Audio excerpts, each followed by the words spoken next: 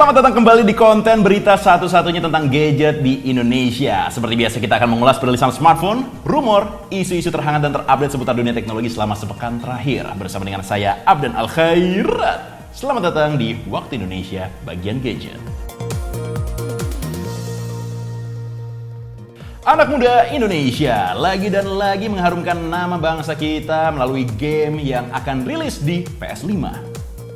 Studio game asal Bandung yaitu Agate diketahui telah mengembangkan sebuah game berjudul Tirta yang akan hadir di PS5 alias PlayStation 5. Game karya anak bangsa ini memiliki alur cerita dan gameplay yang terinspirasi dari budaya Bali. Game Tirta sendiri akan mengajak pemain untuk menjelajahi reruntuhan kuno dan pura di Bali. Dan di dalam perjalanannya, pemain juga diharuskan melawan musuh utama dan monster-monster lainnya menggunakan seni bela diri. Sekilas game karya anak bangsa ini mirip dengan Breath of the Wild dari Zelda ya, karena menekankan eksplorasi lingkungan game yang luas. Dan bangganya lagi, game Tirta bukan hanya akan hadir di PS5 melainkan di PS4, PC, dan Nintendo Switch. Belum diketahui jadwal pasti peluncuran dari game yang satu ini, tapi yang jelas game ini akan hadir pada tahun 2022. Lama amat ya? Baru saja rilis iPhone 12 series, ternyata ada bocoran terbaru tentang spesifikasi dari iPhone 13. Hal ini terungkap lewat seorang pembocor Apple kelas kakap dengan nama akun Twitter Love to Dream. Menurutnya, iPhone 13 atau iPhone 13 yang akan rilis pada 2021 nanti akan dibekali dengan pemindai sidik jari Touch ID yang tersembunyi di bawah layar. Tapi belum diketahui apakah Touch ID terbaru iPhone ini akan menggantikan Face ID nantinya atau tidak. Jika benar terjadi, maka notch pada layar akan hilang dan layar akan terlihat lebih luas. Bukan hanya akan memunculkan Touch ID, menurut analis layar smartphone Ross Young, kabarnya Apple juga akan membekali iPhone 13 dengan layar 120Hz ProMotion OLED. Dia juga memprediksi iPhone 13 akan mendapatkan sensor kamera yang sama dengan iPhone 12 Pro Max, akan tetapi ada peningkatan kamera yang signifikan pada semua model. Kita lihat saja ya, apakah prediksi orang-orang tersebut akan jadi kenyataan atau tidak. Tapi yang jelas kalau seandainya nanti iPhone 13 bakal rilis, pasti harganya sangat mahal. Berita mengejutkan kabar dari legenda smartphone asal Finlandia yaitu Nokia, yang mana perusahaan asal Finlandia tersebut telah melakukan kerjasama dengan Badan Antariksa Amerika Serikat atau NASA. Kerjasama tersebut berawal dari NASA yang berencana untuk membangun jaringan 4G di bulan. Untuk merealisasikan rencana tersebut, NASA mengajak perusahaan Nokia untuk bekerja sama. NASA sudah menggelontorkan dana sebesar 14,1 juta dolar Amerika Serikat kepada Nokia untuk merancang BTS 4G LTE yang bisa dioperasikan di bulan. Dan menurut Nokia, sistem komunikasi broadband pertama di luar angkasa tersebut akan dibangun pada 2022 mendatang. Ya, semoga saja hal tersebut bisa terrealisasi ya. Karena sebenarnya sebelumnya tuh Nokia pernah berencana untuk membangun jaringan LTE di bulan bersama dengan Vodafone. Walaupun sampai sekarang masih belum terwujud. Seperti cinta dia kepada kamu yang sampai sekarang belum terwujud. Cringe banget gue, bodo amat. Minggu lalu, perusahaan smartphone asal Indonesia yaitu Advan merilis sebuah smartphone terbaru yang harganya dibanderol kurang dari 1 jutaan. Smartphone entry level yang dinamakan Advan NASA Plus ini menyasar para pelajar yang sedang menimba ilmu dari rumah atau belajar lewat online. Untuk menjawab kebutuhan para pelajar, Advan bekerja sama dengan paket kuota SmartFriend 360GB selama 24 bulan untuk mendukung kegiatan belajar. Tidak hanya itu, Advan juga menggandeng platform belajar online kelas pintar pada peluncuran smartphone terbarunya tersebut.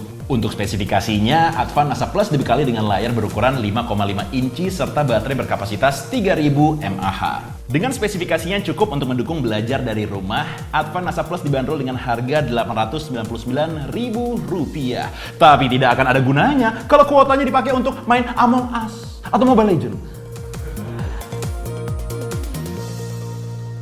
Subbrand Vivo yaitu iQOO resmi meramaikan smartphone 2 jutaan di China dengan produknya yang bernama iQOO U1X. Smartphone ini menawarkan harga yang terjangkau dan baterai berkapasitas besar sebagai daya tarik untuk mendobrak pasar smartphone entry level di China.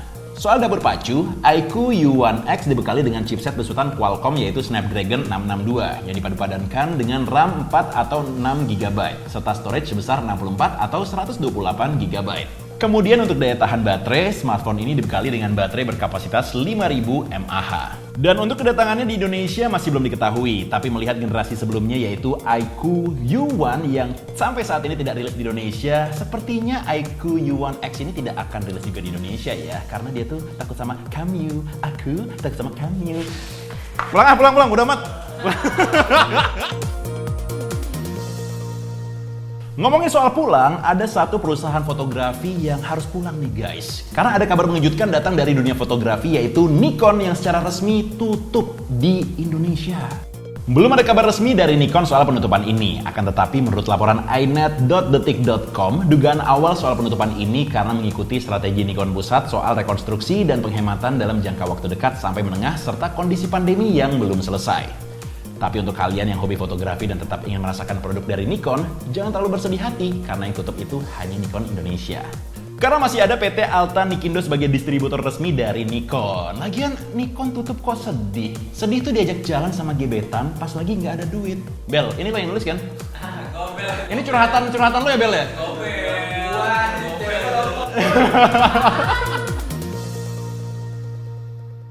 Raksasa teknologi asal China yaitu Huawei secara resmi merilis smartphone flagshipnya yaitu Huawei Mate 40 series di pasar Eropa. Terdapat 3 varian yang dirilis oleh Huawei, diantaranya ada Huawei Mate 40, Huawei Mate 40 Pro, dan Huawei Mate 40 Pro Plus. Untuk mendukung performa yang jauh lebih baik, Huawei menyematkan chipset High Silicon Kirin 9000 untuk seri Mate 40 Pro dan Mate 40 Pro Plus. Huawei mengklaim chipset tersebut sebagai chipset 5G paling kuat di muka bumi, karena chipset terbarunya tersebut punya fabrikasi 5 nanometer dengan modem 5G built-in. Sedangkan untuk seri terendah Huawei Mate 40 dibekali dengan chipset High Silicon Kirin 9000E. Untuk harganya sendiri, Huawei Mate 40 varian 8/256GB dibanderol dengan harga €899 atau berkisar 15,6 juta rupiah. Lalu Huawei Mate 40 Pro varian 8/256GB dibanderol dengan harga €1.199 atau berkisar 20,8 juta rupiah. Sedangkan untuk Huawei Mate 40 Pro Plus varian 12/256GB dibanderol dengan harga €1.399 atau berkisar 24,3 juta rupiah. Cukup bikin kantong kering ya kalau ngeliatin harganya, tapi kalian nggak perlu khawatir karena biasanya harga untuk di Indonesia lebih murah dibandingkan dengan di Eropa. Tapi berita ini tidak ada gunanya untuk dilaporkan kalau misalnya Anda tidak ada duitnya. Sama seperti saya.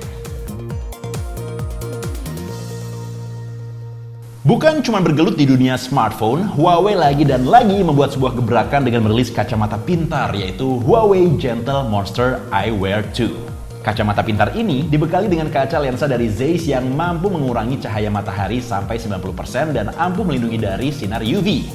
Secara desain, jika dilihat sekilas, kacamata ini terlihat seperti kacamata pada umumnya yang dijual di pasaran. Akan tetapi, Huawei menyematkan speaker ganda yang bisa kamu gunakan untuk mendengarkan musik.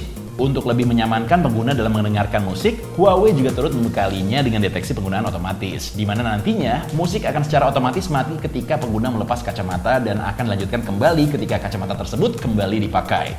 Untuk daya tahan baterainya sendiri, ketika mendengarkan musik, kacamata pintar ini mampu bertahan 5 jam lamanya, sedangkan untuk panggilan suara hanya mampu bertahan 3,5 jam. Dan jika Anda ingin membeli kacamata pintar ini, cukup merogoh kocek sebesar Rp6.299.000 yang tersedia di marketplace seperti Lazada, Shopee, Blibli, JD.id, Eraspace, Tokopedia, dan lain-lain. Weh ayam lo ngajakin ribut apa gimana sih, berisik banget dari tadi? Sebelum kita lanjut ke berita yang terakhir, izinkan saya mengucapkan terima kasih banyak bagi kalian semua yang sudah menonton video ini dari awal sampai habis. Jangan lupa buat like, comment, share, dan juga subscribe untuk Facebook Otomotif dan juga Facebook Beauty. Up dan undur diri, salam gadget, dan inilah dia berita yang terakhir. 10 awak kabin pramugari dan pramugara dari Aeroflot selaku maskapai terbesar di Rusia menjadi tersangka atas penyelundupan barang-barang elektronik yang mayoritas adalah produk dari Apple. Terdapat ratusan unit produk Apple yang diselundupkan, diantaranya ada iPhone, iPad, dan Apple Watch. Barang-barang selundupan tersebut disimpan dalam tas bagasi ke-10 milik tersangka pada saat rute perjalanan dari New York menuju Moskow. Walaupun belum diketahui secara pasti total harga barang-barang tersebut, namun terdapat dugaan kalau ratusan barang-barang elektronik yang diselundupkan senilai 50 juta dolar Amerika Serikat atau berkisar 734 miliar rupiah. Bahkan, terdapat salah satu awak kabin yang kini menjadi tersangka, menyimpan 235 produk Apple yang ditaksir mencapai 250.000 US dollar atau berkisar 3,6 miliar rupiah. Menurut laporan resmi Departemen Kehakiman Amerika Serikat bersama dengan FBI, Bea Cukai Amerika Serikat, dan Departemen Kepolisian Kota New York, dari ke-10 tersangka tersebut, saat ini hanya 8 tersangka awak kabin yang ditahan, sedangkan 2 tersangka lainnya saat ini masih menjadi buronan. Atas kasus tersebut, Departemen Luar Negeri Amerika Serikat resmi mencabut 113 visa milik sejumlah awak maskapai dari Aeroflot.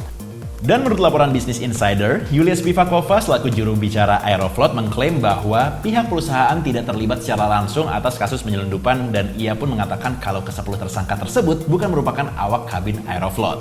Dipecat nih. Masih cupu lah ya kalau misalnya nyelundupinnya produk Apple. Coba dong nyelundupin sepeda Brompton.